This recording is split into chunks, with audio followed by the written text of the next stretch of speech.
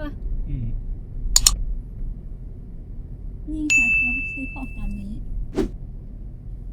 เขาไม่ให้พานานเนี่ยคือตัวตลาดแม่สายเนี่ยถ้าจะเดินเนี่ยต้องจอดแถวนี้ไม่ให้เข้าถนนเส้นขึ้นดอยตุงพังครับดูดิเหลือวิ่งได้เลนเดียวหมอกก็ลงแบบหนาจัด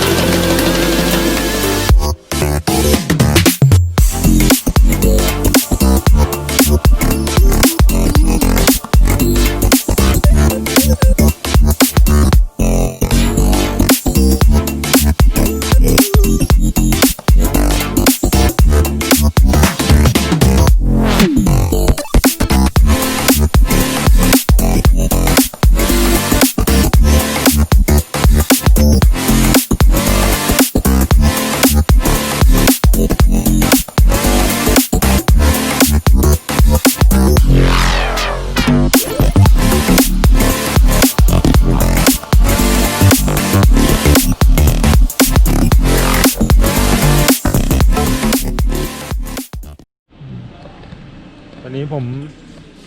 มาอยู่ที่วัดพระธาตุดอยตุงแล้วนะโอ้หมอกแบบ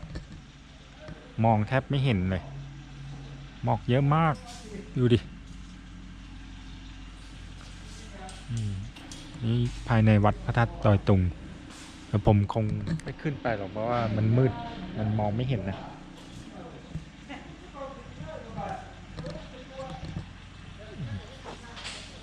ก็